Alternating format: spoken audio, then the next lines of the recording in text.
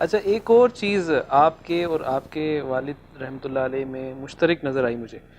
میں نے تو ظاہر ان کو دیکھا نہیں، میرے والد صاحب سے میں نے بہت سنا ان کے متعلق، ان کی کچھ تقاریر بھی سنی. بہت شدت کے ساتھ جنرل ضیاء الحق کے خلاف بولا کرتے تھے، بہت شدت کے ساتھ.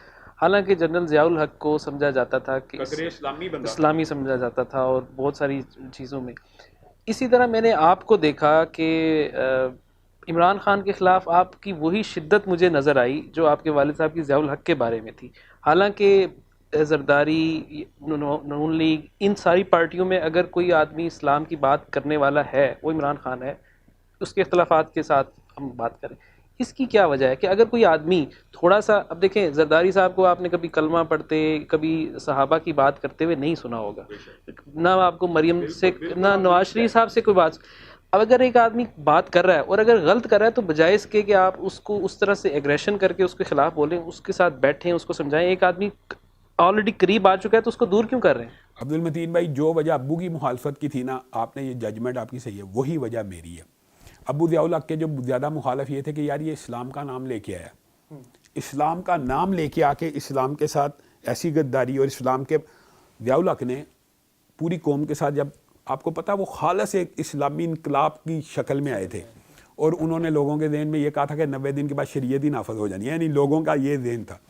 تو انہوں نے جب وہ دھوکہ کیا، آپ کو پتا ایک ذوالفقار علی بھٹو جتنے مرضی بڑے لیڈر تھے، وہ ایک دوسرے ونگ کے لیڈر تھے، اور مذہبی جماعتیں ان کے خلاف، قومی اتحاد، ساری طریقے نظام مصطفیٰ.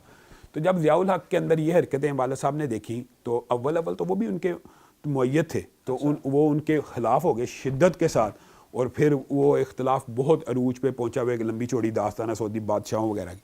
اب عمران خان کے ساتھ وجہ نقطہ اختلاف یہ ہے کہ یہ واحد بندہ ہے جو کہتا ہے میں نے ریاست مدینہ بنانی ہے. یا تو یہ نعرہ ہی نہ لگائے، کیا ریاست مدینہ ایسے بن جانی ہے جیسے یہ رمضان کی راتوں کے اندر ناچ گانے ہوں؟ یہ وجہ اختلاف، نقطہ اختلاف یہ ہے. جیسے آپ نے کہا زرداری نے تو اسلام کا نام ہی نہیں لیا، تو اس کے اوپر یہ ایلیگیشن نہیں لگ سکتے.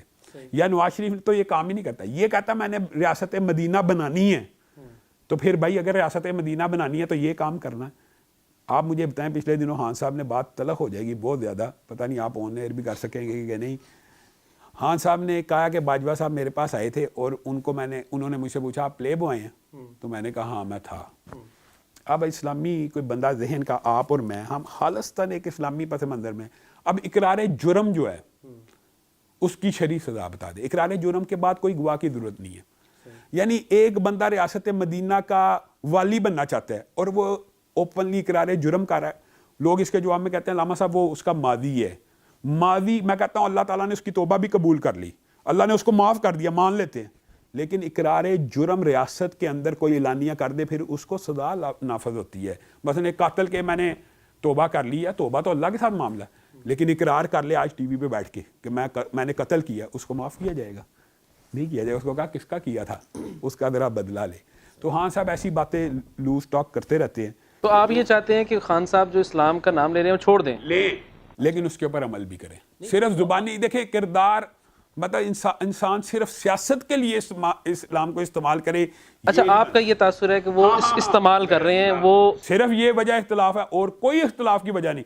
اسلام کو سیاست کے لیے استعمال نہ کریں کہ یعنی میں ووٹ لینے کے لیے اسلامی، جیسے آپ نے وہ سن نہیں لیا کہ یار اسلامی ٹچ دیں. یعنی اگر آپ اس وجہ سے اسلامی ٹچ دیتے ہیں کہ لوگوں کے سینٹیمنٹس کو، اور لوگوں، خان صاحب نے پتہ کیا اعلانیہ کہا تھا کہ میں وہ ہوں جو اللہ کے علاوہ کسی کو سجدہ کرنا شرک سمجھتا ہوں. اور آپ نے دیکھ لیا وہ پنکی پیرنی کی شادی کے بعد انہوں نے سجدہ کیا. اور سجدہ کرنا بریلوی مکتبہ فکر کے اندر بھی جائز نہیں ہے. تو پھر یہ بتائیں، اب یہ بتائیں کہ پھر وہ جو نعرے تھے ایاک نعبد و ایاک نستعین کس کے لیے تھے؟ پھر ہمیں یعنی لوگوں کو چکر دینے کے لیے تھے. نہیں. تو یہ والی باتیں مناسب نہیں ہے کہ آپ جیسے جو بڑے لوگ ہیں جن کی معاشرے میں ایک سنی جاتی ہے، آپ یہ باتیں ان کو جا کے سمجھائیں، بجائے اس کے کہ دیکھیں آپ کا کوئی میرا کوئی آپ دیکھتے ہیں رد عمل غلط ہے، اگر آپ میڈیا پہ آ کے مجھے کرٹیسائز کریں گے تو میں شاید وہ نہ سنوں.